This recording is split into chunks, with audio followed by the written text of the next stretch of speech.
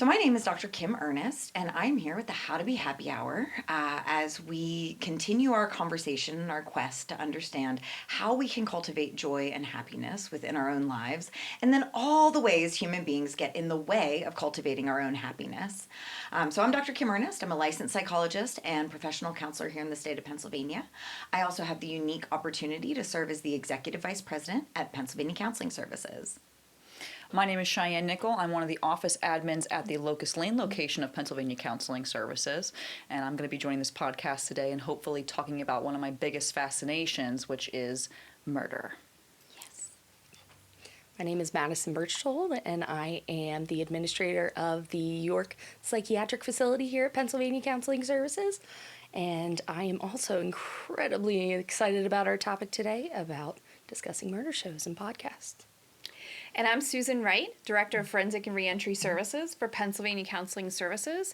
And I'm here to participate in a conversation that I'm not real comfortable talking about because, to be honest, I'm not a huge fan of true crime shows. Hi, I'm Catherine Whiteley. I'm a feminist criminologist.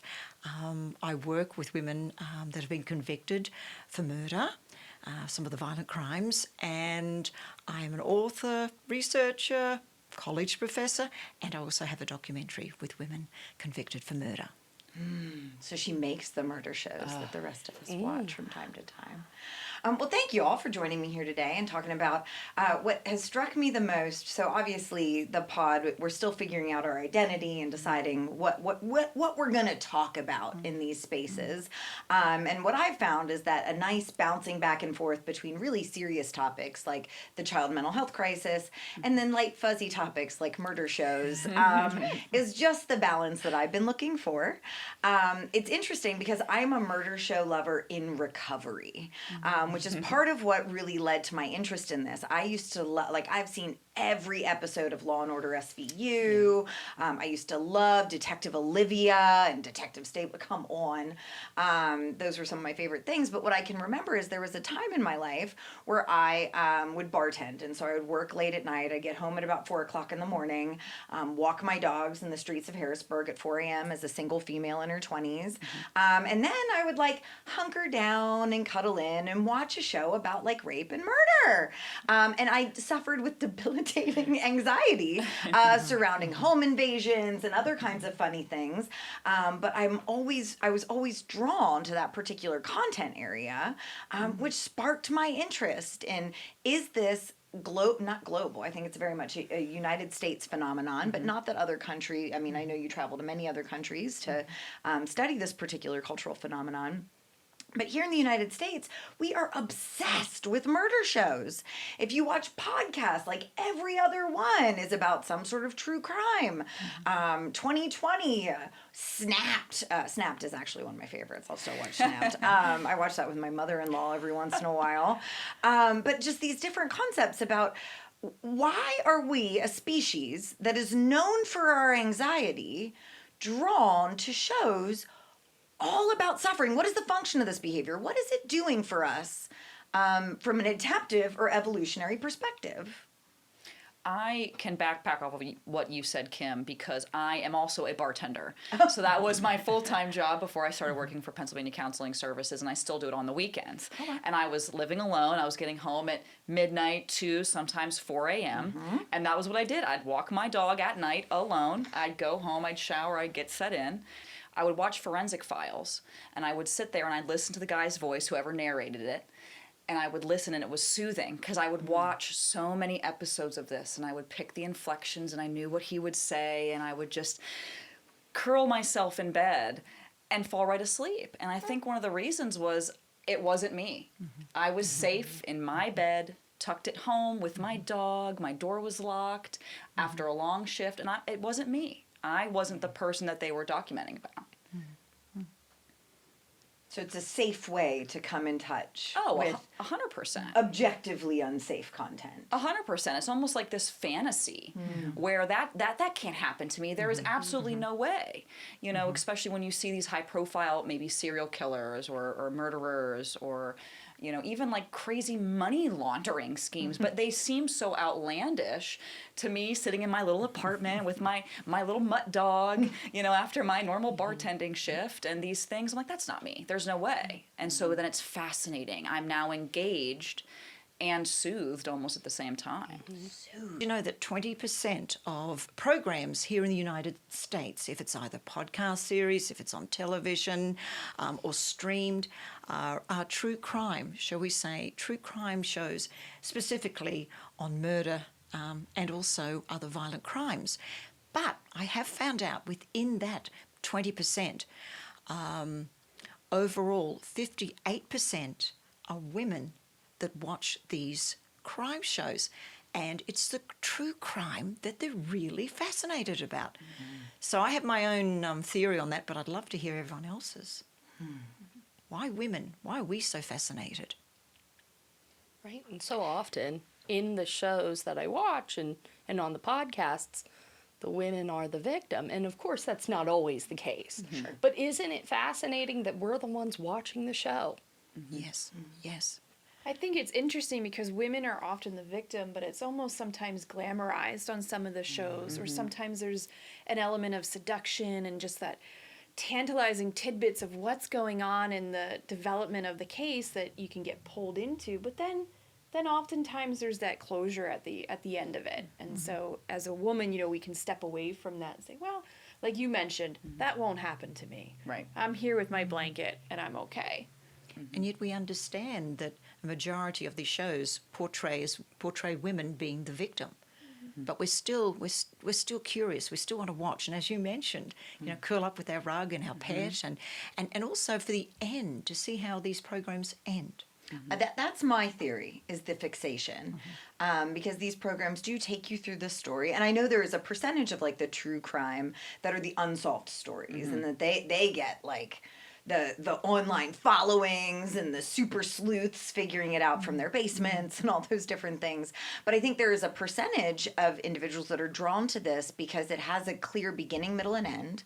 And at the end, it's all cleaned up. It's got a nice little bow on it. So-and-so is convicted and does their time, and this is how the story ends.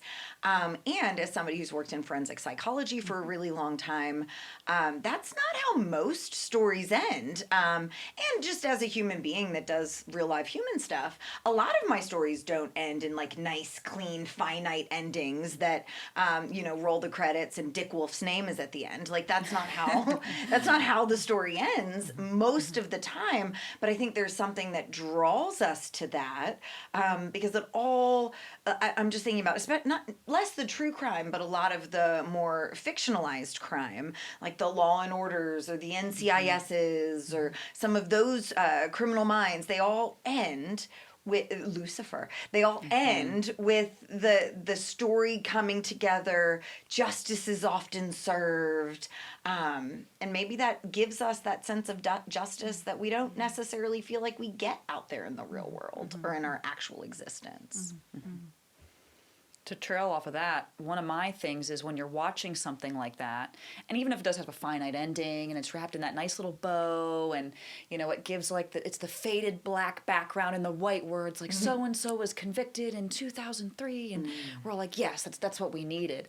Sometimes it's watching those ones that don't have that finite ending, and you're watching and you're like, wait, how? How did they get away with it? How did they do this? I couldn't steal a thing of lip gloss from the store. And I'm like, I'm going to be arrested. I lost my job. And there are people, doing these outrageous, outlandish things. And you just think, and it doesn't make sense. There's something about it that, for me personally, I think a lot of other people that watch these types of things, that doesn't make sense. And I'm so intrigued and engaged to figure out why. Why? Like how? Why? And it's those other posing questions that keeps me there. Yeah, I know for me personally, it is all about the why. It's all about the criminal psychology about it. Why? What led you to those behaviors? Because I feel like one of the greatest taboos is murder. I mean, that's one thing that's so ingrained into us is you don't do it. No matter who you are, what situation. Thou shalt not kill. Don't Shucks. do it. Written on a You tablet learn it. somewhere. Yes. We are not to do that. Yes, you learn it in religion, outside of religion. It's something you don't do, and it's something that's so intriguing. Into, for me, it's just what happened. What it was did something happen? Is there a why behind it? What led you to that choice? That's all about it for me. See, it's interesting to hear you say that because when I think about the why, having now being in the field for a few years, I think about the why and I'm heartbroken. Because I'm like, man, the perpetrator probably came from a broken home, significant trauma. And I think that's sometimes what makes it difficult for me personally to watch some of these shows because not only is there a victim, but I'm thinking about the folks involved and then their extended families. And I'm like, oh gosh, this is too much like work. Turn it off. I think what's really interesting, going back to what you mentioned, with women, because we don't seem to talk too much about women and the violence and the murder. And we phrase it as women are doubly damned because they're damned for committing a violent crime, okay, shame on them. But they're also, because it's a violent crime and they're a female. They're a woman. And it's like there's this stigma. And this also, I think, is the interest. Like, Kim, you mentioned that you're fascinated with Snapped. Now, don't get me started on Snapped, okay? I can officially say this, even from us. Yes, thank you, Kim. From Australia to here, some of my women had been on Snapped from Australia many years ago when it first came. And also, there's a small cohort of women that are on that program. For me, maybe because I'm immersed and I work very closely with the women, not just even from a research perspective, but I'm sitting there talking, engaging over months, years. It's very awkward for me to even watch those shows, or any, even as we speak here today. If you go around the room and you talk about, well, I know this program or that program, I'm sitting back and sitting here going, well, I've not really watched that. I know of that. Or my students always know about that, particularly the more violent, or the more high-profile murderers. But I think that, the full circle is I think it's always curious to understand why women apparently, allegedly, and we know this is a fact, kill less than men. And why are we so intrigued then when women do? When women do the thing that's statistically improbable. Absolutely.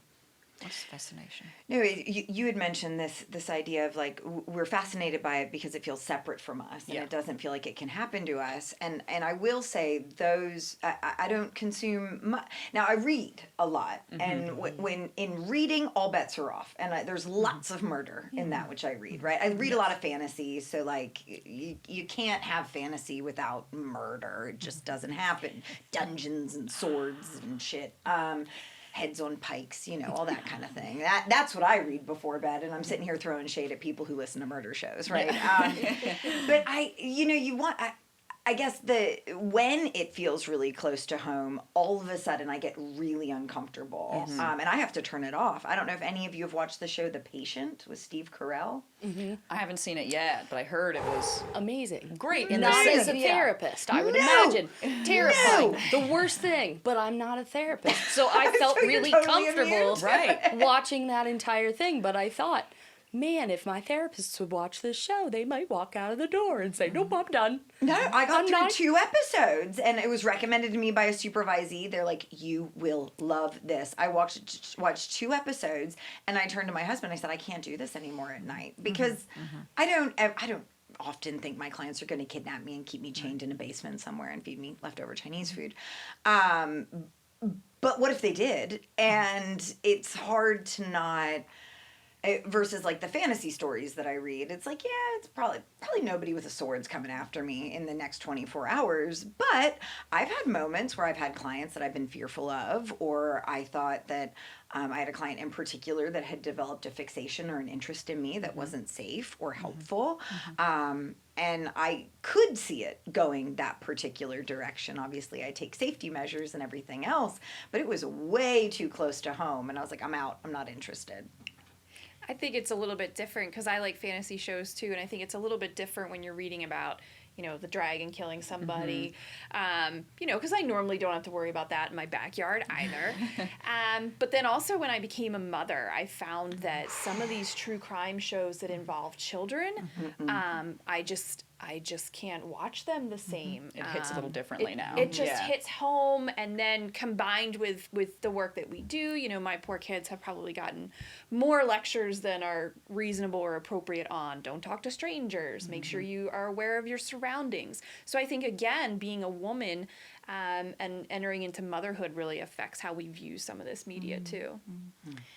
For me, I would just like to say about 1/3 of the cohort of women that over the last maybe 17, 18 years since I've been in this field of going in and meeting with women and writing their stories, I have to agree with you, even though there is, as I said, this third of my cohort have or are women that have been convicted for murder of their own children or their non-biological children. Generally speaking, I think any program or show, even for myself, that becomes available to study, to learn, or to use in a classroom, I always pull back. I withdraw. As I said, I'm probably the odd person here today because I really am not all that interested. Yet it has been part of my education when I first started. I've changed, put it this way, who I was nearly 18 years ago, nearly 2 decades ago when I first started. I would walk in and with women, because that's my area of expertise, there was that fascination because they were a neglected cohort, women, and continue to be a neglected cohort of, like you mentioned, understanding the why. But we really need to know, women and no doubt males as well, we have to look at their pathway to where and how they ended up where they are today. But I resist. As I said, I'm probably one of the few people in the country here that does not watch those programs. Very close to home, I suppose. I think that's interesting. I mean, that's curious because your work life is so centered on it. So then it sounds like in your personal life, you're like, no, thanks. Like, that's good. And that's an interesting boundary that I'm sure probably serves you quite well in the work that you do. Yes, I will have to say it's interesting. My husband often says to me, I'm happiest after I've come from visiting the women or working with the women.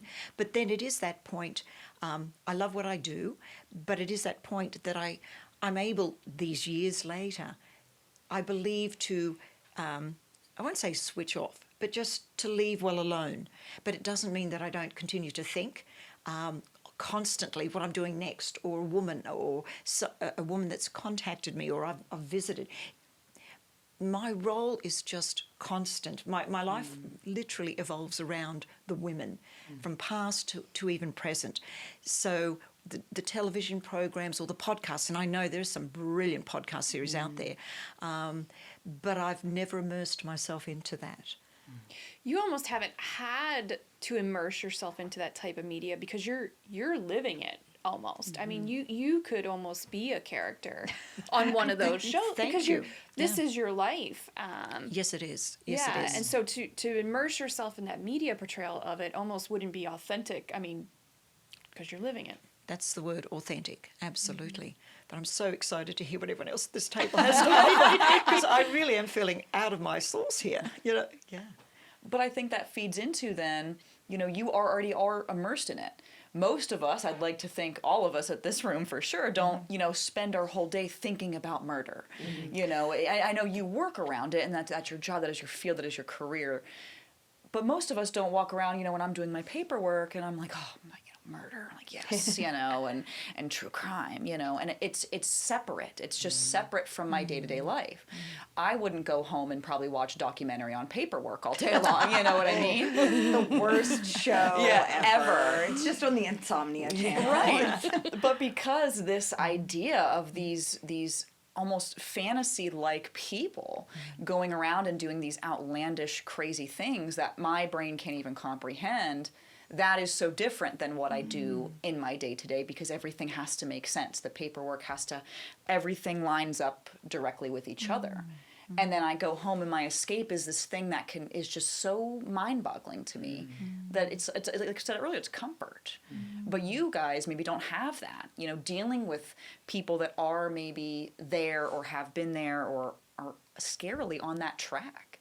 I don't have that, and I think there's a soothing nature to that. I don't want to be the only one to speak here, but Oh, I completely agree with you. And I've even noticed if there's certain days that have been more at work, so like closer to that realm. I wouldn't say murder. I mean, that's not so much what we're dealing with in our clinic here, but As every applicant for York Psych is like, Yes, I rescind my application. rescind I'm it. not- It's fine. Yeah. But I mean, when we have heavier days with heavier, clients that are dealing with much heavier issues, I don't want to listen to the podcast that day. I don't want to watch the show that day because it makes me think of your story and what you've gone through, and just like you said, Susan. I mean, there's two victims here, and it's so hard to listen to it with that lens. But then, we have a lighter day at work and we rescue a chicken, and it's a good time. And then I can go home and immerse myself in the uncomfortable and the tabooness of this, and it is fun to go into that realm. But certain days when I am closer to that, I'm out.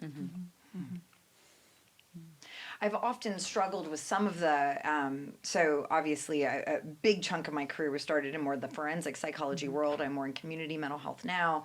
But in watching a lot of these shows, I always hate the psychologist in literally every single depiction.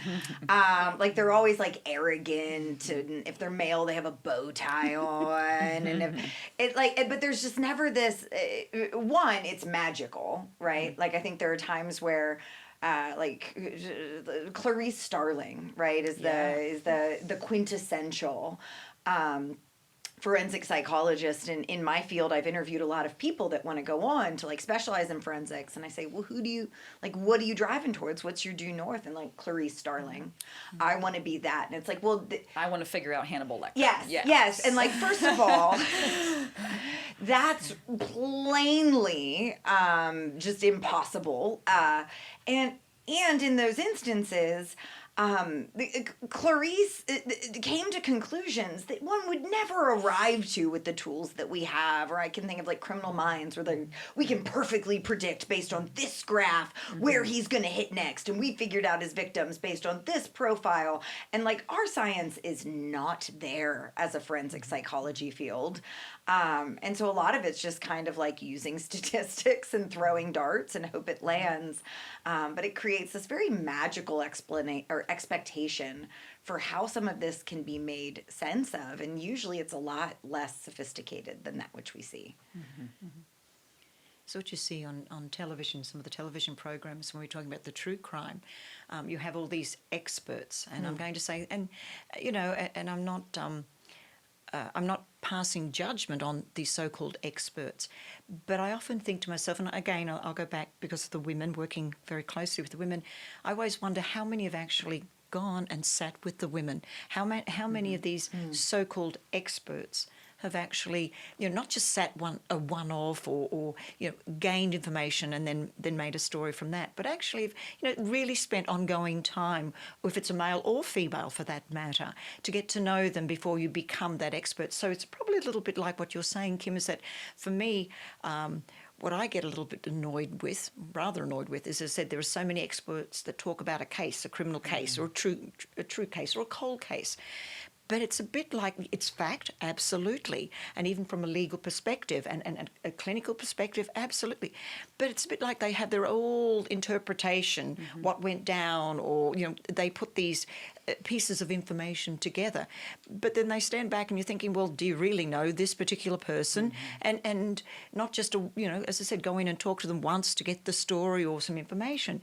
And that's where I think, for me, it makes me very unhappy when I see some of these true crime stories and they're all specialists in their field, when they really have not got to know the person or people involved to understand them better. And then that's why we understand why they committed such crimes. Or we'd like to think that's why. Yeah. they're almost specialized in the generalization of their field. Thank you. They're Absolutely. not specialized in that person, whether it be the victim or the perpetrator or the family Yes. member or whoever. Yes. It's a generalization that they're Yes. experts in. Or painting, or having other people come on. And again, it can be family members. And again, I don't condone violence or anything like that, but I'm just saying, everyone has their interpretation sometimes of what happened. And if we don't go to the core of the person, no matter what they share with you at that time, if it's their line of truth. It may not be truthful, but it's their line of truth. How are we to understand why, people commit such violent crimes? I mean, how do we progress as human beings? How do we better ourselves in understanding it will or won't happen to us, or we couldn't do that? And something I just want to share is that I often think about any one of us, or even today, and I think about this with people and women and girls that I come in contact.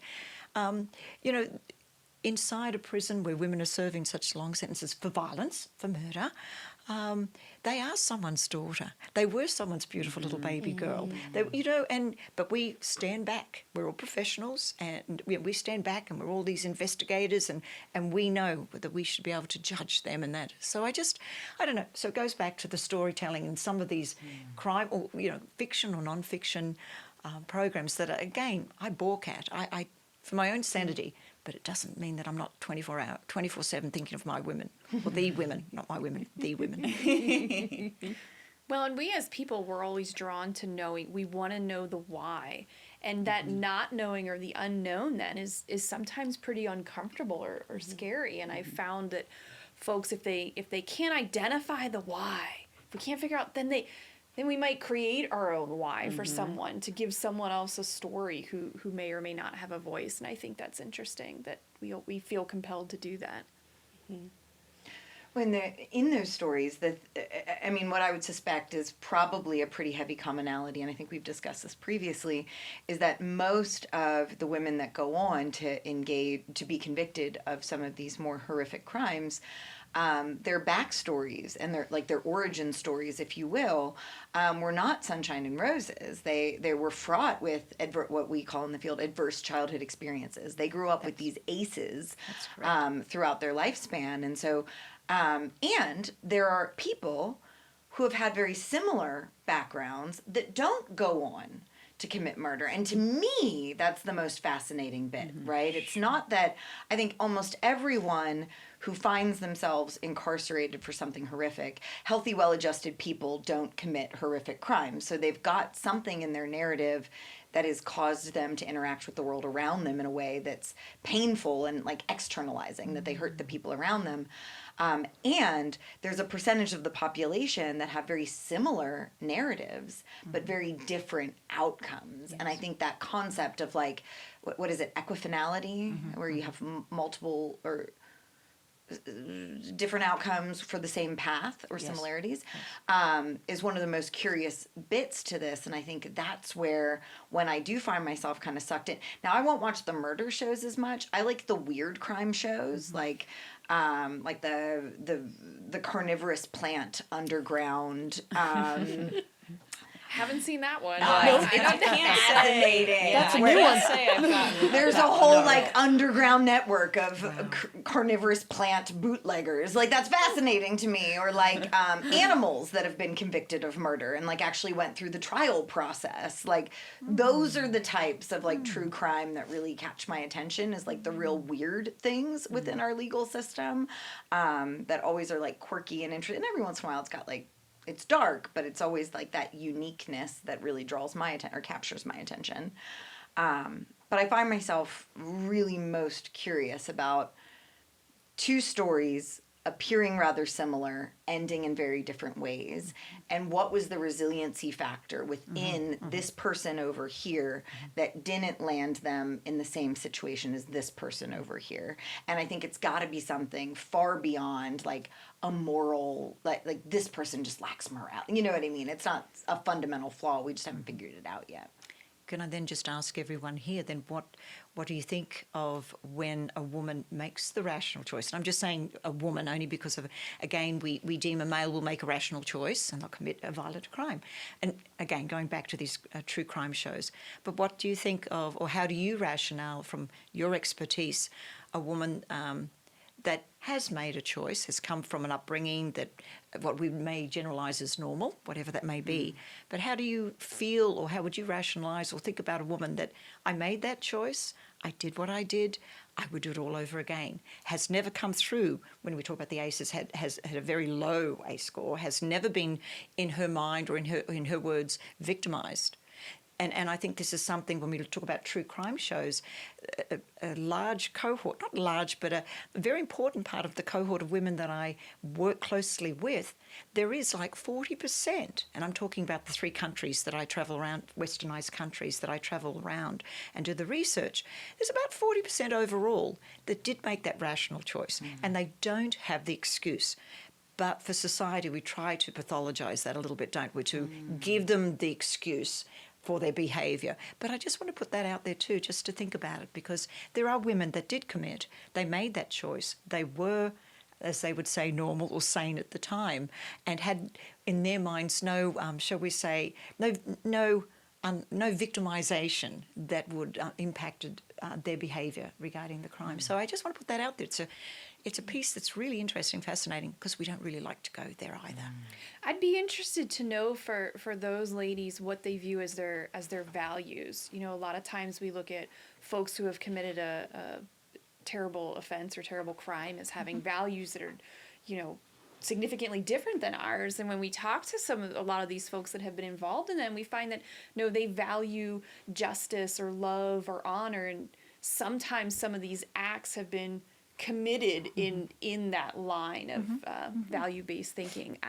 So I'd be interested to know if any of those ladies, if they, in the course of their actions, kind of embodied some of those values. Because that's what comes to mind for me. When I hear you talking about someone who hasn't had those ACEs, I'm like, okay, well, perhaps they were committing these things under the guise of justice. They believe that they were serving justice or acting out of love. Interesting, because often you'll find if it's not jealousy, financial. But again, it comes back to thinking about these women that, you know, they made that choice. And there are a smaller cohort of this group that would acknowledge they would do that all over again for their benefit or their children's benefit or whichever the outcome is. So, yeah, fascinating. Do you feel like for some of the women, they genuinely felt like that there was no way out? Oh, that was absolutely. it. That was the choice that had to be made, and that was the only choice I had, and that's why I'd do it again. Yeah, absolutely. There's a large cohort of women, absolutely, that would share that. And I'm saying cohorts here or percentages because the breakdown from I've worked in Australia, here in the United States and Ireland. So, you know, differences and similarities and differences in culture as well. But yeah, there certainly are. There certainly are.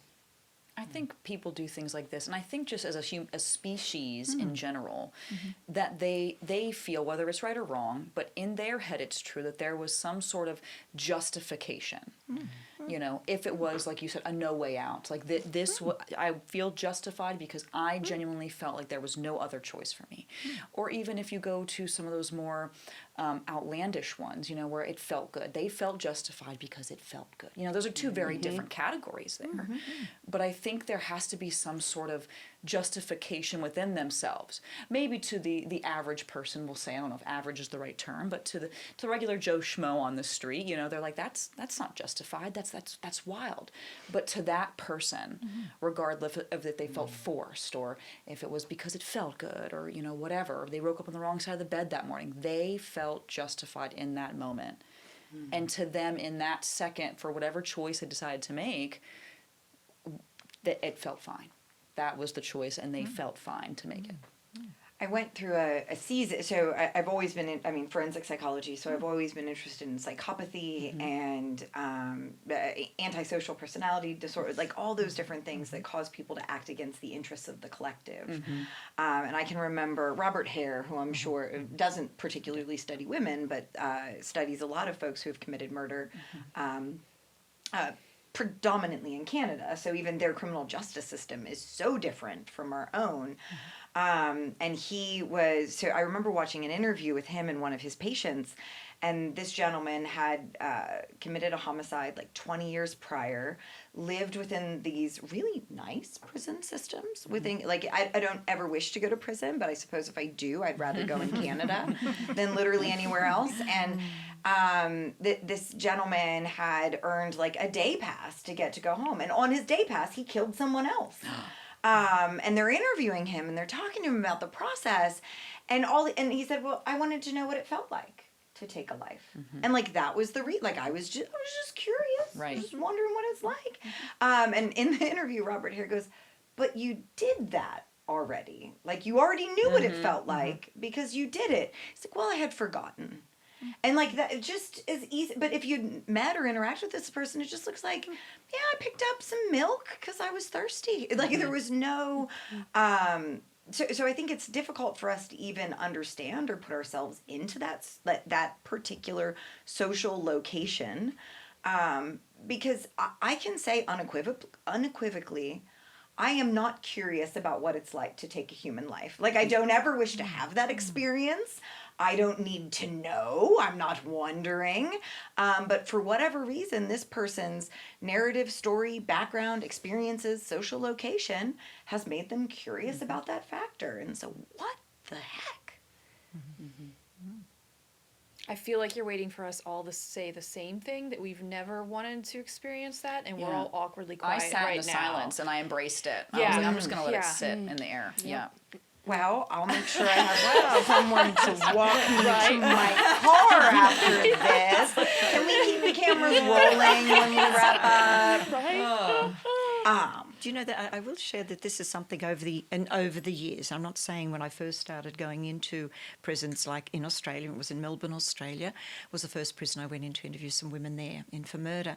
At that time, and I was only in my 30s then, or late 30s, there was that little bit of anxiety, a little bit of, what is it going to be like for the very first time? And then after a while, you become a little bit familiar with that. But I have to say, and I've interviewed maybe over 100 or so women, but that's not women, that's women that have been part of my research. So it's not women that I daily continue to interact with as well. Anyway, I would just want to share, though, over that period of time, there may have only been, when we talk about fear or something like that, maybe twice I've felt a little bit uncomfortable or anticipated something might happen when I'm having a one-on-one discussion with women. But, it's not a good thing, to be very comfortable when you're going, no doubt, into a prison system. But one of the things where I started and where I've become is that I'm rather comfortable in, what's the old saying, my own skin, when I do meet women from all walks of life, from serial mass to women that kill their children. So it's not a comfortability, but maybe it is. It's just, and it's not cockiness, it's not arrogance, because you mentioned about being authentic. I provide something myself, and in return, the women do exactly the same. And but probably a couple of times I've felt a little bit of, okay, what's going to happen now? Because when I do conduct the interviews, there isn't an officer inside with us. They pop in every so often, and when there's count, of course, they have to do the head count. But so it's just very interesting. Going back to, I think originally we chatted a bit about, how it shapes our life, or we're going to discuss how it shapes our life. So, it's just interesting when you look back to when no doubt all of us started in the realm we're in today, and how we're impacted by the clients or the people that we see. Yeah. Because they're human. They're people at the core of it. They're still people, and I think in my work of interviewing and working with folks who have committed sexual offenses, many of which general society deem as atrocious. Yes. You sit down with someone, and I think for the vast majority of the time, they're just human. They're a person. They have the same needs and wants that most of us do. And I think back to folks that I've sat with, and I would have to agree along those lines. It's been very few, probably less than 5, that I've sat there and I've had that feeling, like, is something going to go wrong here? But I mean, the vast majority, it's not like that. And you find that when you can relate to them as a human and have those conversations. But I think when we're watching these shows, people don't realize that. They don't experience or view some of the individuals on these shows as human necessarily. But we also acknowledge the victims, or the victims and the victims' families. So, and I never not do that. You know what I mean? As we do, but it is an interesting place to be. You know, as over the years and where I am today, it's just an interesting space to be in, I suppose, of being excited to meet more women and continue, in my field and, making contact with the women of past to now. But yeah, there's just something about the women and them having a voice and learning about their pathway. Yeah. And I love the way you said that, like, that to humanize and tell the story.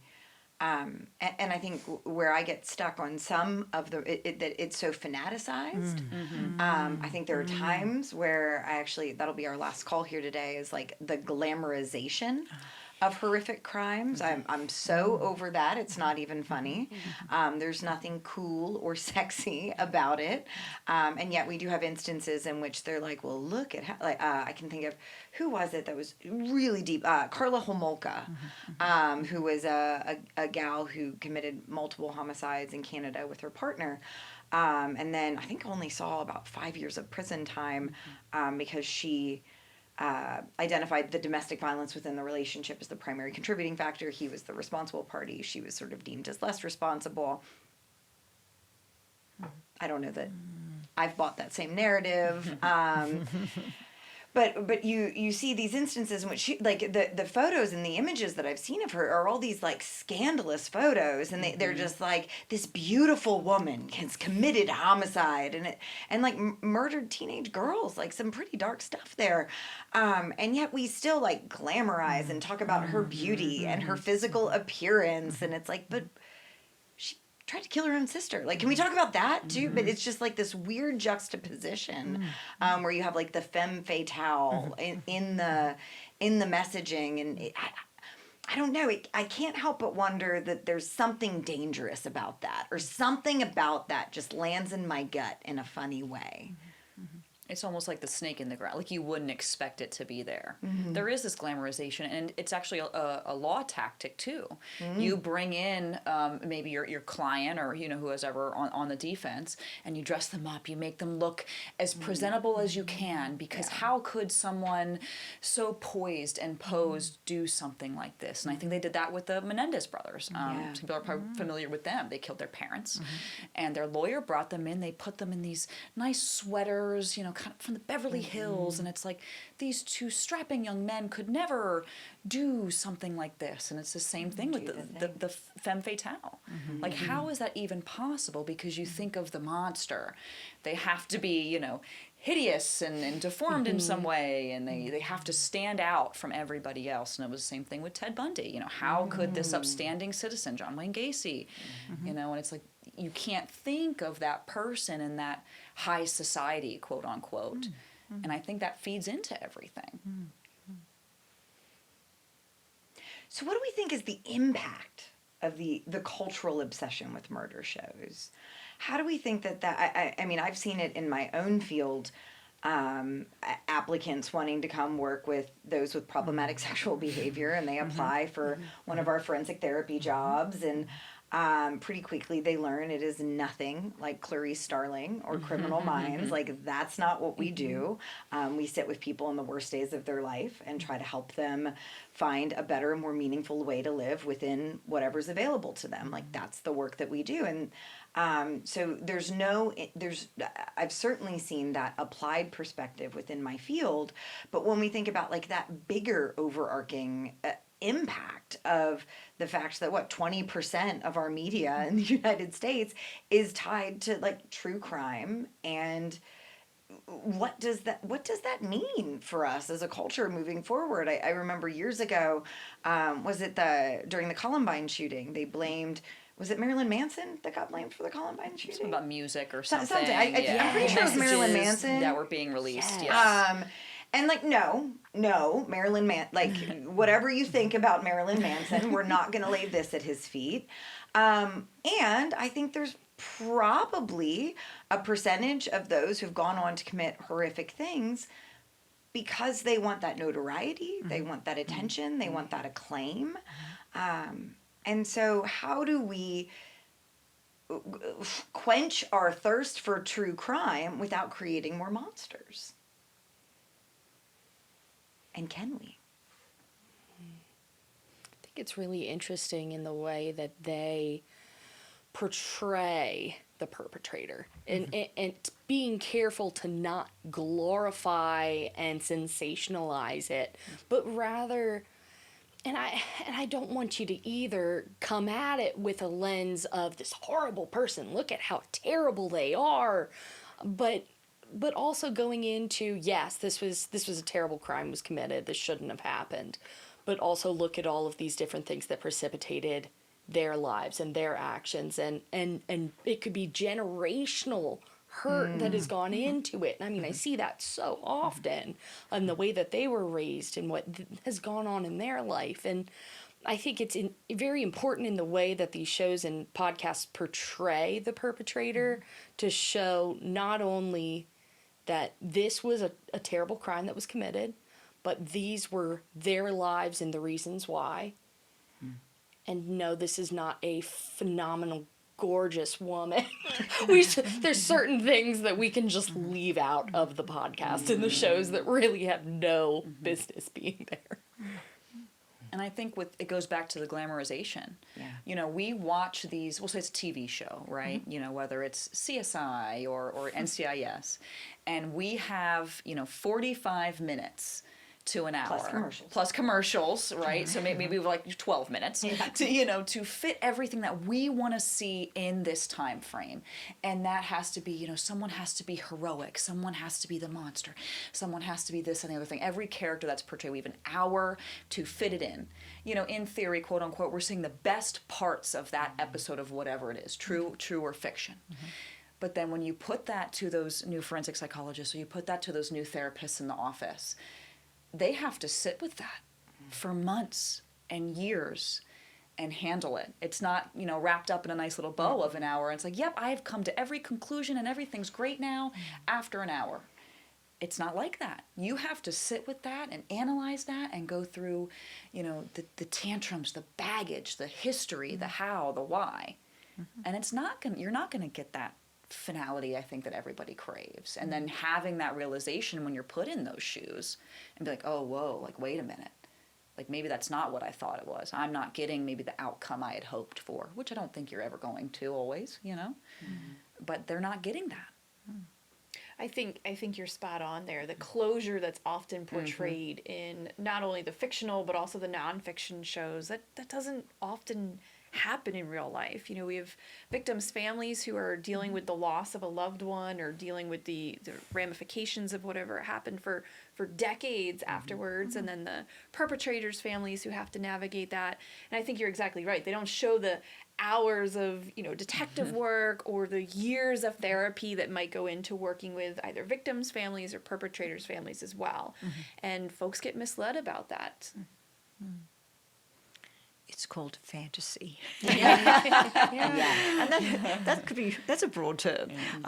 And like fantasy, they talk about fantasy rescue. I write a little bit about that, like in my role, is that, some people may think that I'm rescuing my will to rescue some of the women by having to hear or having their words written or having their words like written, published, or whichever. And it's far from what and who I am. But there is a rationale, there is a reason. And it's an educational aspect here that we need to understand, from a preventative, future preventative perspective, but also not to underestimate that loved ones can cause violence or can be violent. It's and I see it again with the women. It's a bit like, well, my mother wouldn't do that, or my sister wouldn't do that, or whatever. But, so I think sometimes society needs to take a step back, but we are into the fantasy rush and always that happy ending or that good ending.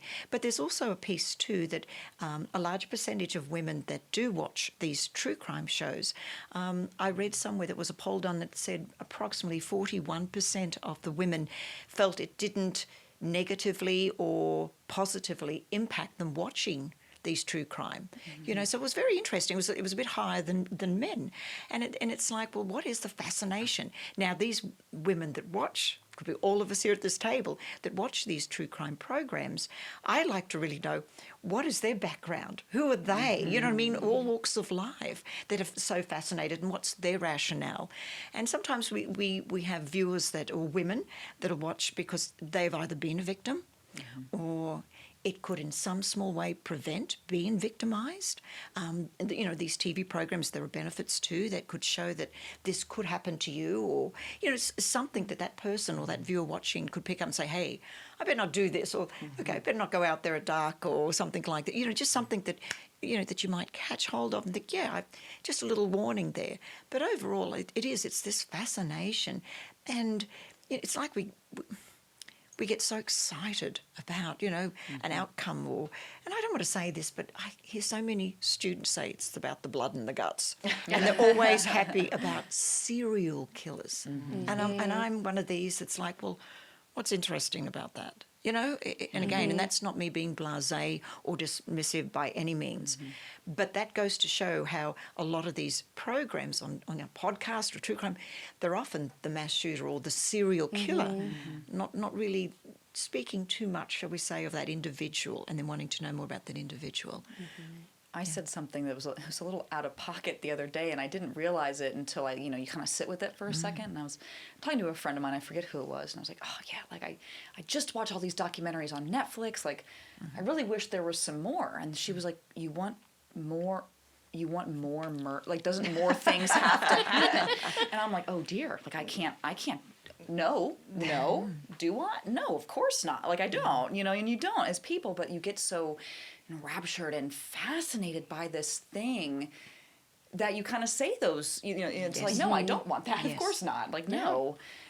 But then we still watch, and we still look for the new documentary, and we still look for the new crime series or the new season of whatever show we're watching.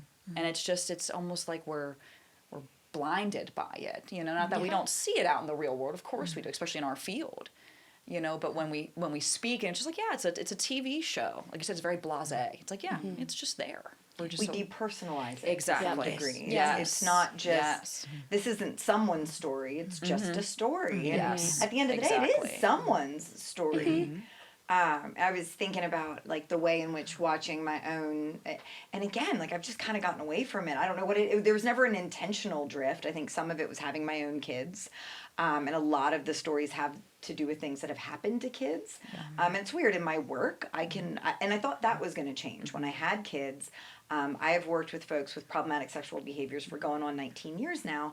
And I thought certainly, having my own, when I gave birth to my oldest going on 8 years ago now, I thought that was going to completely change my work self.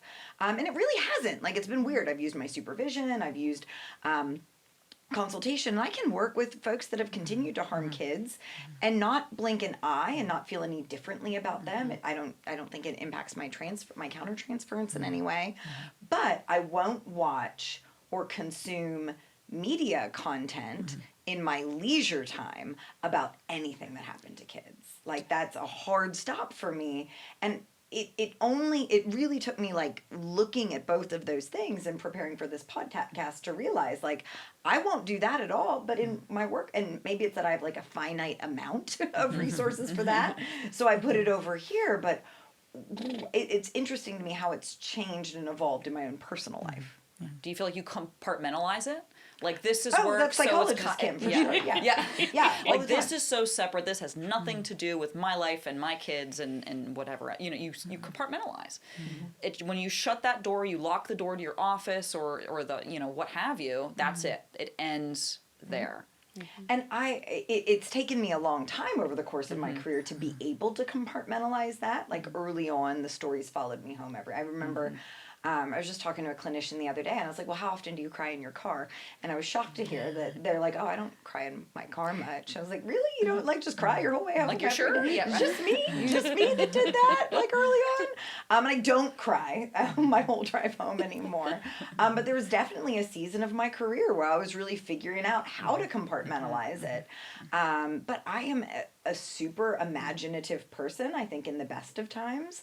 And so I think my work self can compartmentalize really nicely, but my creative outside of work self is like, oh no, that could happen to me. When we went to New York and my husband's like, let's go to Central Park. I was like, no, people die there. Like, that's where the bodies are found. And he's like, really, Kim? No, a lot of people don't die. I don't know. Have you seen You? He just smashes her right over the head, dead at Central Park. Like, that's where all the bodies are found. Can't go there.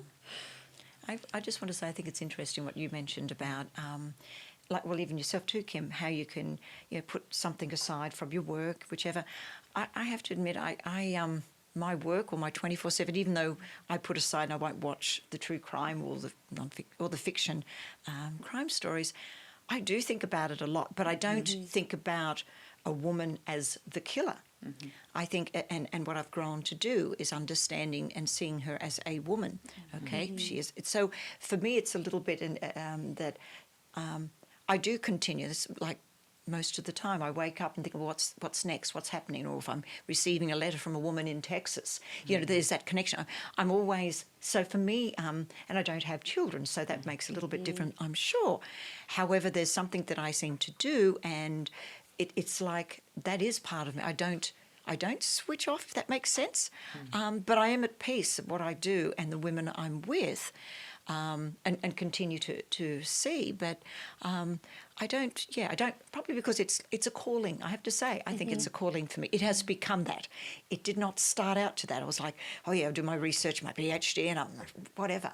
But within years, and then I think I grew up a lot as well, but I changed, and now I that's what I feel with these women that many, and I have to ask or share this with you. I get asked so many times, why would you want to do that? And I'm asking all of you here, why would you want to work with people that commit violent crimes? So, why? Why do you want to do that? May I ask? Mine would be to finally get that hopeful understanding, Right. that package with the bow. Right. I don't think I logically understand that will probably never happen because everybody there might never be a reason. If we could figure this out, we would have figured it out in the 1800s. That there clearly we're missing something.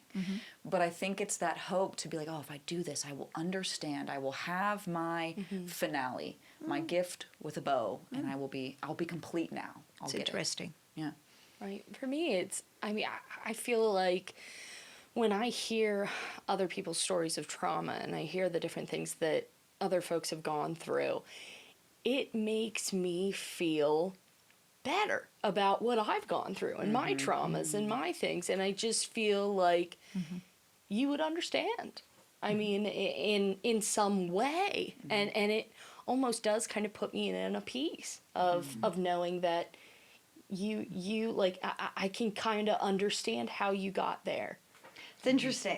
So what you're describing to me is this concept of like downward comparisons. And when we're struggling with feeling like the world is unfair or we're feeling unique in our own suffering, that is one of the best strategies. One, to evoke gratitude, which we know is highly correlated with the resiliency.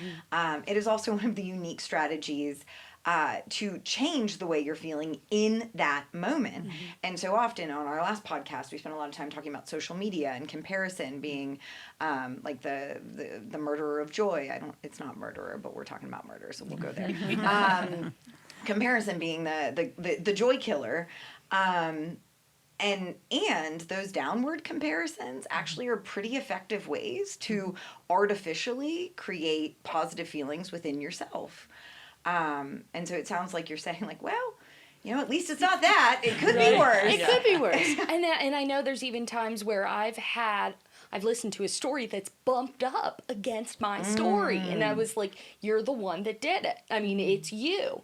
And hearing that person's story and how they got to where they are almost shot in a rod of empathy in me to realize, you know what? they had their story too. They were hurt too.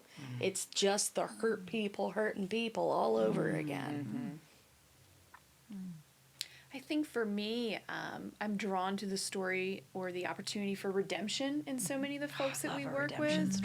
But it's tough again working with folks who have engaged in terrible sexual offenses. A lot of people don't believe in redemption for them, but truly their offense doesn't define them. Like coming back to that theme that they're still people, I think there's always an opportunity for them to do good.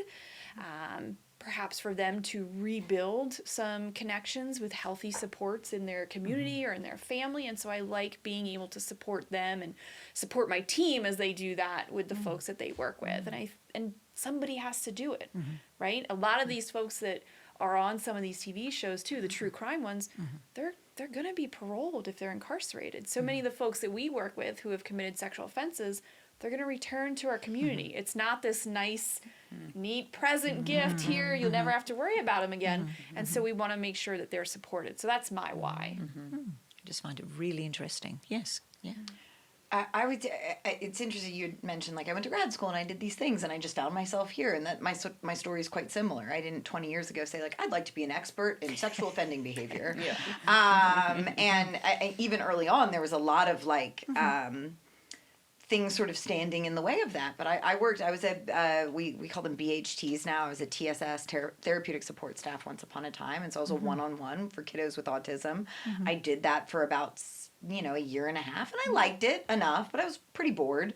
And so I came back to my employer at the time, which was PCS, and I said, listen, I'll do literally anything else, but please don't make me do that anymore. And they said, well, your other option is working with sex offenders. And I was like, all right, deal, I'll take it. I don't know how it's going to land or how I'm going to do with that, but I believe in redemption, so I don't believe in that, like, what's the stick, save a deer, hunt a sex offender. I don't think that that's an effective strategy for society. I think that people can and should be given an opportunity to make a change. And I think something that was said to me early in my career was, imagine being defined by your least preferred behavior. Imagine when people look at you, all they see is this thing you did, maybe once, maybe multiple times, but this one piece or part of yourself, and that is everything that's being used to define you. And man, I wouldn't like that at all. I would, because even around this table, even the listeners at home, everybody has that part of their story. They're like, man, wish I would have done that differently. And what if everyone knew it? And what if it was on the internet with a picture of your face next to it? And what if when you moved to a new neighborhood, you had to walk around and pass out flyers saying, this is me and this is what I did? Like, as far as I'm concerned, if we wanted to create a system that would cultivate future sexual offenses, that is the system. A system where people come home and they are separate and they are treated like pariahs and forced to identify with their least preferred behavior ever. And so my why is much less articulate than that. Is like, that's the job I could get, so that's what I did. And it turns out when you're willing to work with those with problematic sexual behavior, you can always find a job no matter where you go. And so that's how I became the expert, but I stay in the role because I believe that that these folks are coming back into our community, and we have a responsibility as a society to find a way for them to re-enter well and safely in a way that doesn't result in future victims, and as a byproduct also creates a meaningful life worth living for the individual. And I think that's really important to remember. That's, Kim and I focus pretty heavily on folks who have sexually offended, but just with anyone coming back into society after a period of incarceration. We do have folks who have committed murder sometimes that are paroled, or serious assaults, or a number of other violent crimes. And we want to make sure to afford them an opportunity to engage those pro-social supports, or develop those circles of accountability so that they can contribute to society in a meaningful way and rebuild themselves too.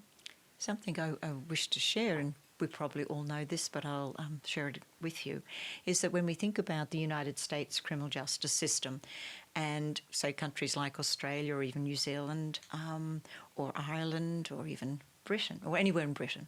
Okay, a life sentence.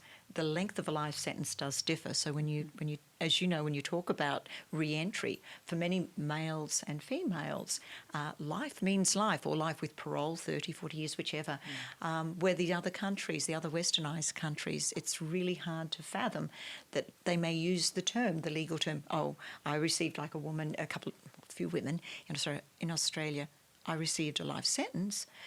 But I'm thinking, oh, so you're out in 21, 23 years, or you're halfway through and you'll be paroled and whatever. The term is the same, but here in the United States, for many of the women, like when we talk about re-entry, for many of the women that I see, they're going to be in their life without parole.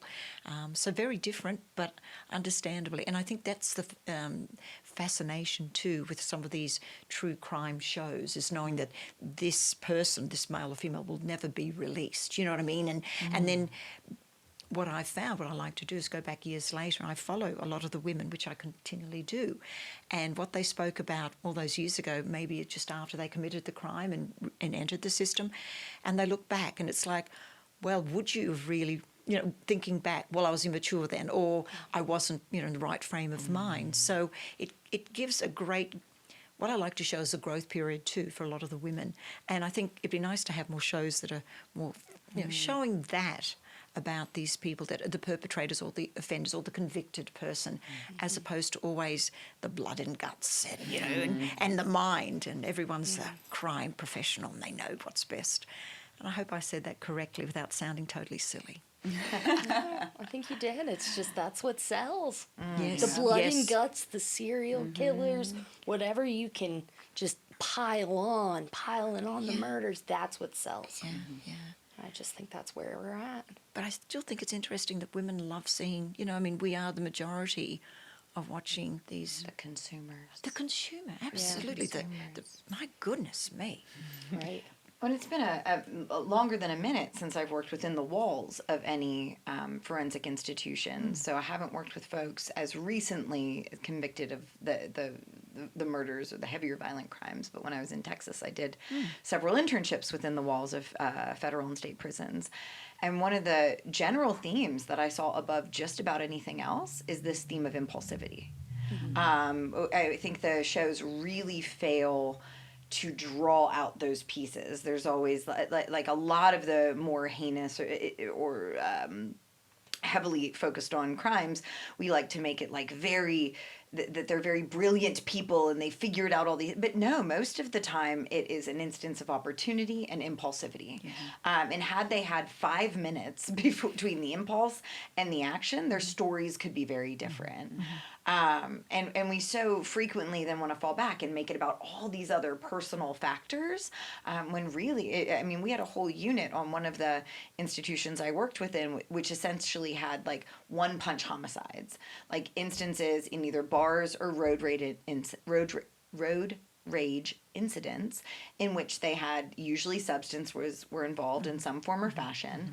They got angry, they got hot, and they killed somebody with their bare hands within moments, that they never knew them before and had no beef with them prior to that.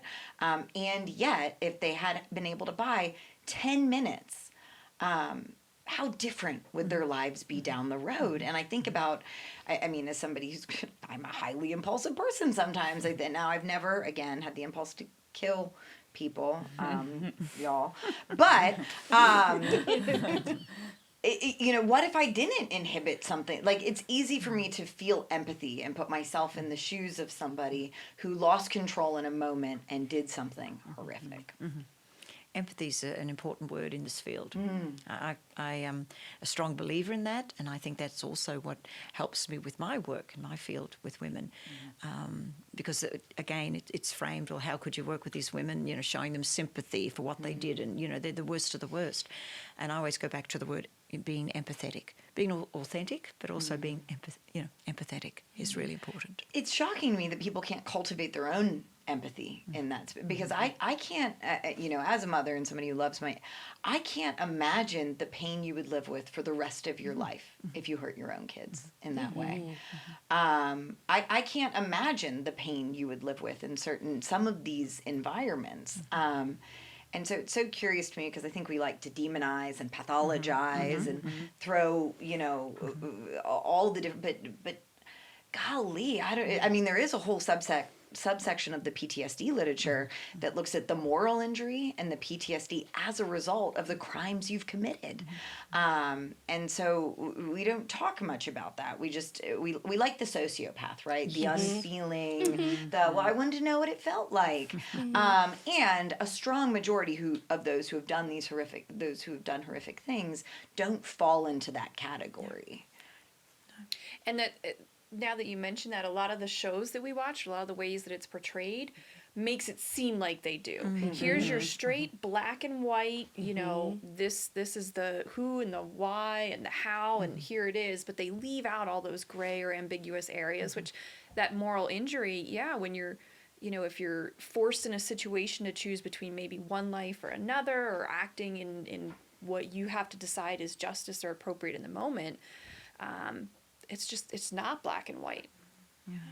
But the shows often portray it as such. Yeah. Yes. So a new subsection of the pod is obviously like a Q&A piece. And we didn't get any questions for today's pod, which was interesting. We had a lot of people that wanted to talk about murder shows, but nobody had questions about murder shows. So I want to pose two questions. My first is, how do you anticipate, and so Kate, I know yours is a little bit different, Susan, I know yours is a little bit different than y'all as our murder show fans. How do y'all anticipate either your work surrounding this has impacted you as a human being, or your interest in these things has impacted you, your consumption of the murder shows has impacted you bigger picture? Because this is something that is, I often imagine, what if I had stayed in autism services?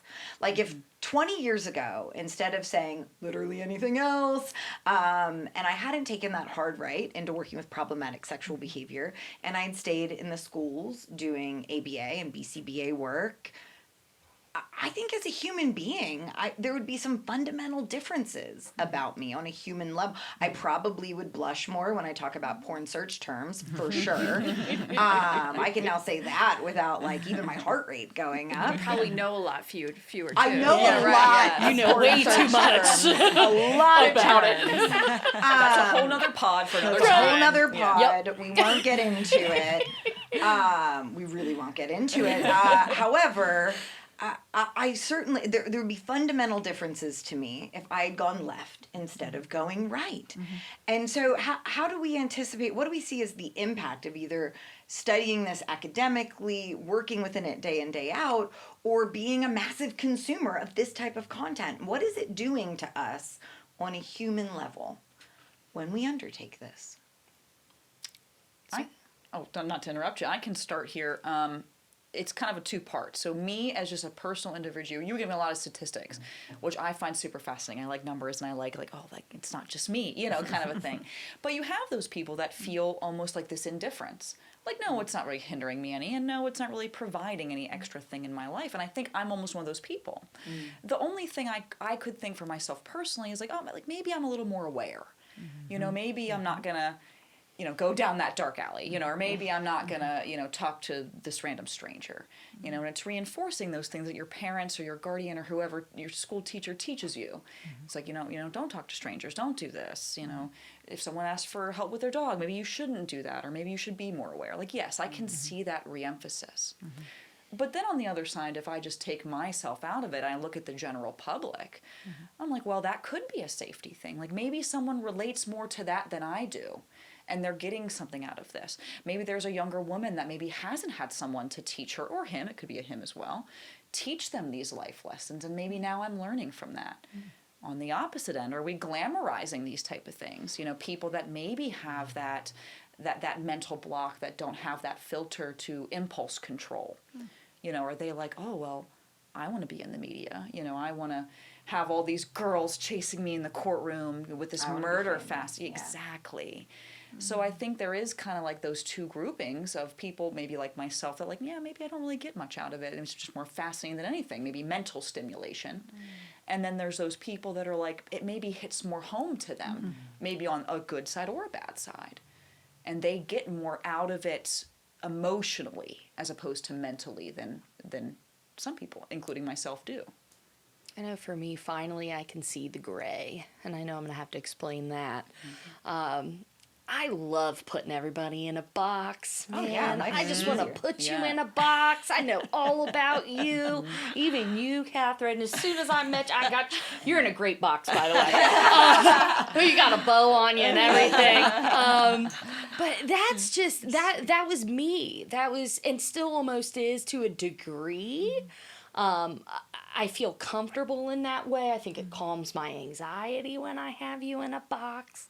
And in my, I know I'm much more in an administrative capacity at my location, but working with the clients just in that capacity and hiking it back to our topic, watching and listening to these podcasts, I feel like it has allowed me to see much more of the gray and seeing myself in their shoes and seeing that, I'm just a shade of gray too.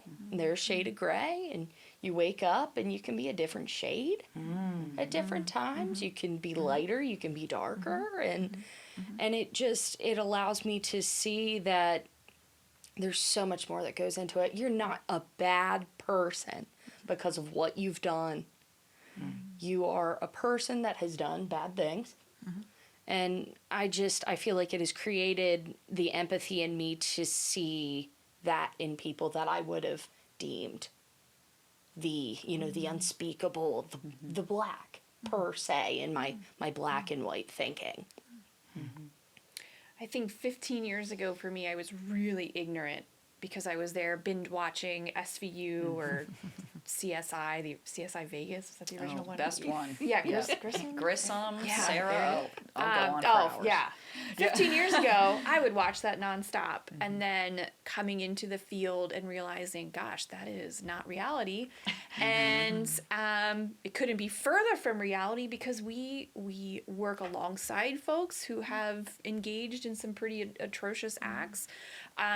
We treat them now. They serve us at grocery stores or restaurants or wherever. And I think it's just really opened my eyes to not putting people in a box. I think that was really good. But then also being mindful that it's not the guy in a van offering candy that can be dangerous either. That guy's always dangerous, though. Yeah. Always. I don't know if he has a plan or a puppy. I might be willing, but it's really not that guy. It's not that monster that is portrayed. It's oftentimes someone that might be very close to us. And for me now, having been in the field for so long, I'm very mindful of that. But also as a mother, I'm mindful of that.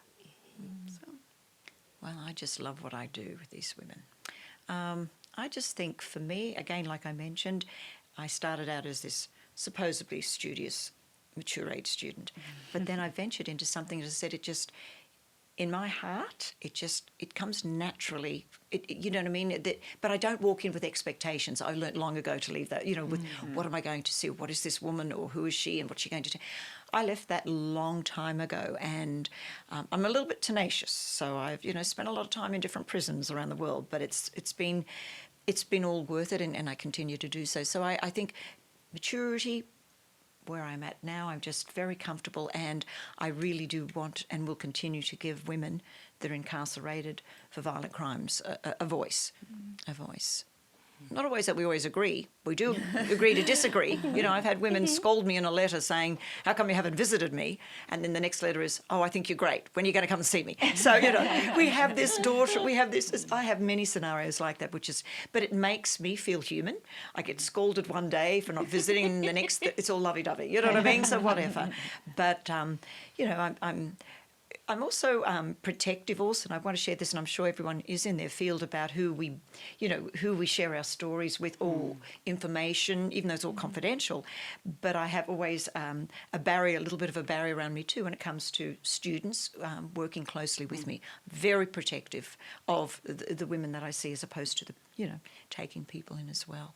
Because it's like the TV shows. It's all like, who are they? What are they like? And that's just not where I'm at this stage. I think I find that very relatable. I think there's a certain folks that will apply for a certain type of role, and it's almost exploitive. Like, I'm curious, but there's like They think it's cool. yes, That's frequently what we hear. that they Yes. think it's It cool. sounds cool. Yes. And I think you can go. I mean, I've also had folks be like, "That's disgusting. How can you do that?" I've also been in the instances where people lean in and they're a little too curious about it as well, and so there's an interesting balance there. And I find myself feeling defensive on either ends of that extreme. Right? If the first thing you say is, "That's disgusting. They're monsters. They should all be dead or castrated," or there's lots of different solutions. We chain gangs, lots of solutions we propose that are plainly ineffective, but some people know better than anybody else. Or there's the population where they're just overly interested in it, and almost to the point where it's like exploitive or an abundance of curiosity. And I can think about one time over the course of my career, probably the most angry I've ever been at a support staff during Pennsylvania Counseling Services history is because I had an office, not an office admin, but an office admin assistant that was reading my therapy notes.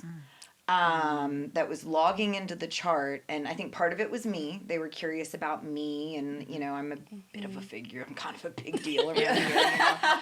And so part of it was me, and then part of it was this client and wanting to know more about the client. And that we have electronic medical records, so it's pretty easy to figure out if you're a PCS staff. Don't go into charts you're not fucking supposed to be in. And if you're not a PCS staff but in the field, don't go into charts you're not supposed to be in. Right. It's unethical. It's not appropriate.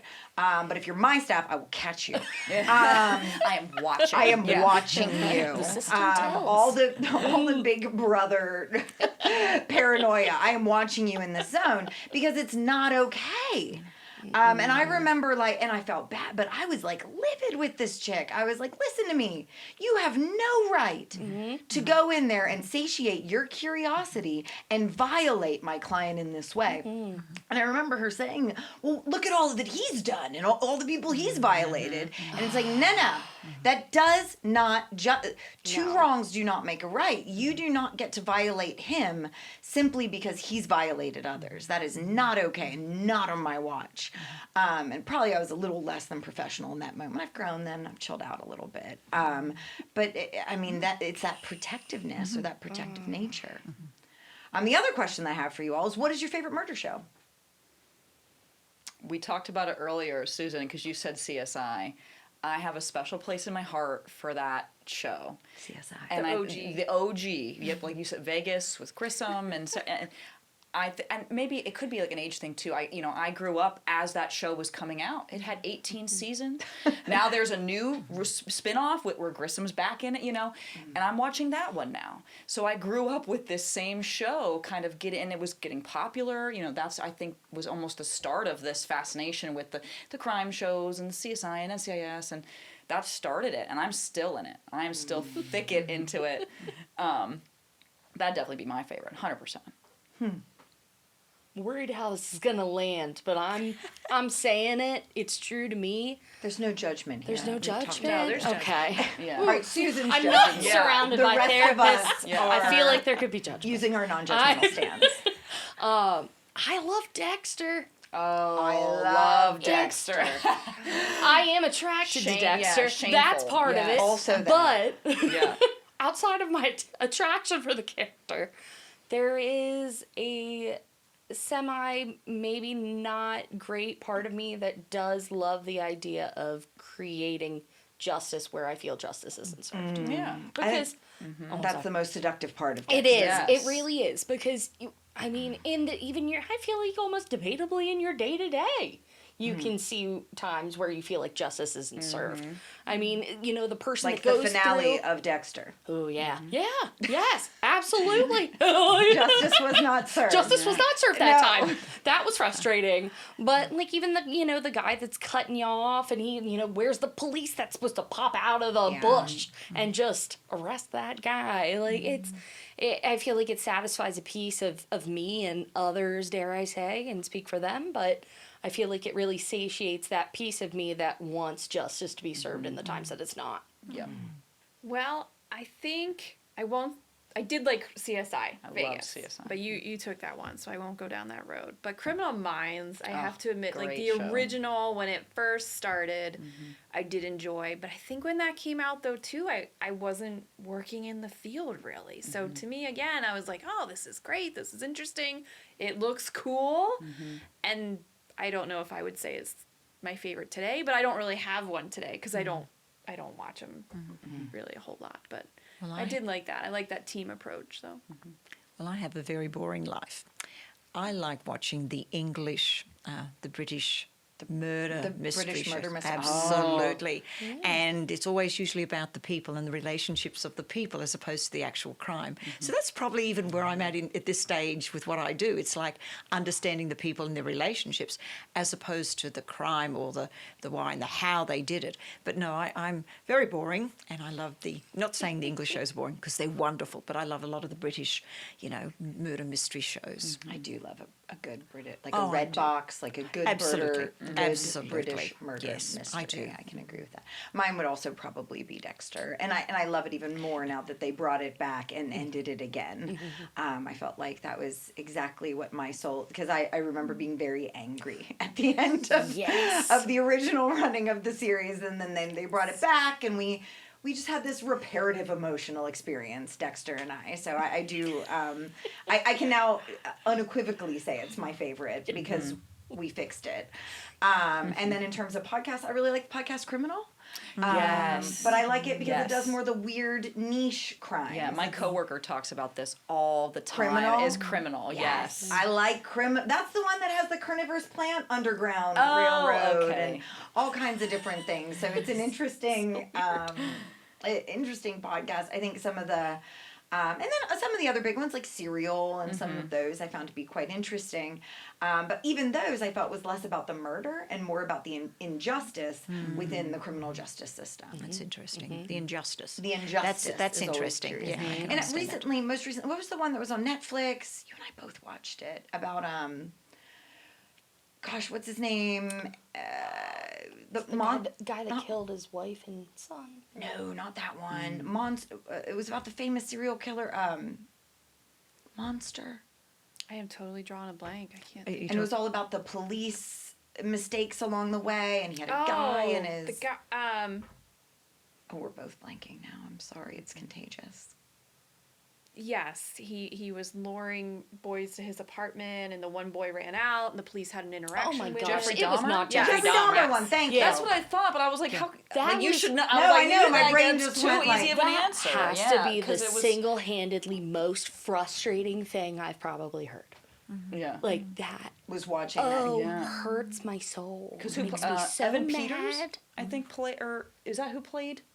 Didn't one play recently Jeffrey Dahmer? Yes, Like in a on Netflix. yeah, Mhm. yeah. Because he's been, I don't want to say popular, like woohoo, like Yeah. Jeffrey murder, Dahmer's murder. yeah, Right. cannibalism, but like he's been really, so trending, I Yes. feel like is a great term to use. Like people are very fascinated by this thing. And that happened, in the 80s, I believe? Yes. Yeah. Can I just ask, though, what is the fascination, though, when you say people, I mean, hypothetically, and I'm Yeah. not saying, I think it's the What eating is it? people bit. Yeah. what is it? But- Is it That's just pretty what people fascinating. can't Yeah. do It that goes or into something? the deep taboo. Like, Yeah, I feel I like understand that, but- we're almost what's the word? It's salacious. Yes. Yeah. I don't know. Taboo. Yeah. I Isn't just that feel like interesting? we are desensitized almost to a degree. That's a great I term. don't Right. know Yes. if it's due to, all of the crime that we get on the news or what, but I feel like there is a lot of desensitization and now we're just running for the next hit. Yeah. And the Yes. hit, you can't just kill one person now. I want you to kill multiple It people. has I to want you be to more spectacular decapitate, than the last. dismember. Like those are key words that I feel like people are looking for Yes. to. Yes, I want it to be worse. Yeah. right. I feel Which like is Jeffrey Dahmer sad. specifically, and for me, I don't want to speak for everybody out there, but it was the how. Like you said, that the guy ran out and the police saw him, and then there was another instance where a young man, like I think he had poured, oh my God, like acid in his head. Yes, And it sure was, did. and then the police were there, and you think how. You know what I mean? How did this keep Again, I happening? can't steal chapstick from the grocery store. And how could someone pour Oh, yeah. acid in someone's skull and then continue to do this behavior and just go to a local bar and just keep soliciting and picking up Yeah. these young men, these victims. And it's just the how, and you keep watching to hopefully figure it out, to get that answer that you can feel relieved, you can feel satiated almost, like everything that you were looking for was answered, but it never comes. So then we look for the next thing in hopes that that thing will figure out the answer, and it never does, and it's this endless wheel that keeps turning until we look, like you said, for more. Well, what's the next thing? Because we'll figure out that thing, and it never comes. No, our final segment of the pod here today, and is a new segment. We just introduced it last pod, but it's this concept of last call, which is a cultural phenomenon that needs to kindly just see itself out of popular culture. And I would say that for me, in terms of last call, the thing that I'm really ready to see go by the wayside is when we have these instances of horrific acts in the United States that we no longer do the deep dive into the narrative of the person who did the horrific act. And I think we're starting to go that way from a media perspective. But I remember even like 5 or 6 years ago, watching school shootings. We have one every other week, and then we go into their manifestos and we start pulling up screenshots of their Facebook pages, and their name is on everybody's lips, and you just these huge spectacles in which somebody goes from a nothing burger and is made this famous individual for a moment, right? For a flash in the pan, and then we forget about them. But I think there is a percentage of individuals that see that moment and say, like, well, I want to go out anyway, so I might as well go out in a blaze of glory. I want to be known. I want notoriety. I want respect. And I think when these things happen, when these horrific events occur, instead of hyper-focusing on the who did it or the why they did it or the what that they did it, not in your context, Kate, you're doing it academically, but when it's the sensationalism, it's almost, we seek that provocative piece. And I think it, to some degree, that attention is going to garner future acts of violence. And we've seen it now emerge, where school shooters have said, I did it because I wanted attention and I wanted to be famous. And this is the way. Start a podcast. I don't know. Write a book. Become famous a different way. But they find this as their path forward. And so my hope is that in popular and civilized society, when these horrific events happen, we talk about the victims, we talk about the communities coming together, we look at the helpers, we hyper-focus on the beautiful stories within the horror, because they're always there. They're always there. And we don't pay a second breath, a second thought, a second idea to this horrific person that did the fucked up thing. And so that's my last call. I'm not sure if y'all have anything to add to that particular piece, or what you would like to see in that space. I completely agree, because I think it's one of those things that's always been said, like, oh, it's about the victim. And we hear it and we do believe it. We feel it. But then we as a society don't really do anything about it. That's why we're having this podcast. That's why we're here, because we're still fascinated. And it always revolves around the perpetrator, because they're the ones that, like, we're trying to figure them out. And I think a great example, because you said, we're hoping that it's kind of, it's weaving out. And I think a great example of that, what was her name? Gabby Petito, right? That was the big case. What was it, a year ago now, maybe? Yeah. And Brian Landry, I think was his name. And that was one of the first cases in my young adult life, actually following closely in the media. That wasn't a documentary. That didn't happen in the 80s or the 70s, where I was like, oh, I'm now seeing both. I'm not just seeing this whole documentary on this guy that did this act and about him and his family and where he came from and what he did. But now I'm seeing Gabby. I am seeing him as well. I'm seeing the dynamic. I'm seeing a bigger picture than just this focal point of the perpetrator. And that was the first thing I thought of when you said about hopefully we're slowly weaving that out. Why don't we focus on the Gabbies, and these people, as opposed to this fascination with the wrong? Why can't we focus on, as a society, the good? I think that's an awesome notion. Yeah. I worry about how that could come to fruition, because I think what we see now is with the social media, with the ease of access to the ability to produce either a video or to comment on things we see online, I think so many people are just drawn to make assumptions, inaccurate assumptions. It feels like every news crew wants to be the first with that salacious story now, and that's scary, because then such wrong information is put out, or can be harmful to a larger group of folks that it might not really be relevant to. So yeah, I agree. I think that would be wonderful. I don't know. I don't know how we would challenge that. I agree with all comments here, but I will say I believe here in the United States we have a long way to go to get to that point. And I think how we recognise is that how often now, and maybe it's not on television, but we see it on social media, someone is being violently assaulted and people are standing back and taking it. Not, you know what I mean? Things like this. I think a behaviour has to change, or an acceptance that there are certain things that, to have respect of what's happening when it comes to a behaviour.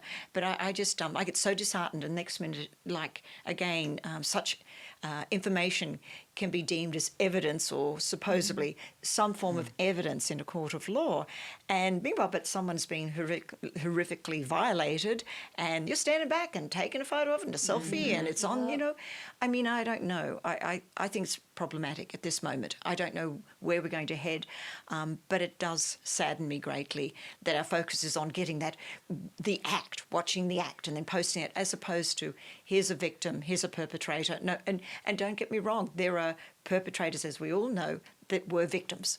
Okay, so they can be both as well. But I think we've got a long way to go. I hope not, but a lot of us have really got to do some soul searching, and If it was easy, we wouldn't have this podcast. That's right. True. There That's wouldn't right. be these documentaries on Netflix. That's We would have, right. quote unquote, solved it, put the gavel down, in the 1800s, when we first got some of these cases. And that's the fascinating part. I'm sorry, but I just want to share something. And you like fascination, okay, and it sells, right? And the mystique and the violence and the weapon and the crime scene investigation. But, there have been situations in my past where I've asked to represent a woman here or there in, maybe it's a document, and I'll say maybe, but it was a documentary or two, here or there, or a podcast, whatever. Hypothetically, I'll say that. But my side and how I got to know her was irrelevant to the overall, shall we say, podcast or documentary. So that's also, I find, is rather annoying and frustrating and very disappointing, because it's like, well, if whatever I had to say, because I've worked closely with this woman, an outsider coming in and got to know this woman for years, not just a day or two here, but having her story told through me in such a series or a documentary or so has been shunned, and I've had that experience. And that's I'm just generalising here, but it has happened. So allegedly it doesn't really sell to want to know too much about that particular person. However, but if I put their spin in my, use the narrative, my words to tell her story, the woman that I knew over the years, to give a glimpse of who she became, whilst she's behind those walls, prison walls, irrelevant. So that goes back to the sensationalising, like when we first started our conversation. It sells, okay? It sells. We want just enough details to fit them in a box. And then once we have the box, please stop with any non-confirmatory details. correct. We would prefer you If you stop could right put a there. bow on it, send it out. Give me another episode. Right. Yeah. Oh, so thank you all so much for coming and spending this time here with me today. Again, I'm Kim Ernest, Dr. Kim Ernest, and this is the How to Be Happy Hour.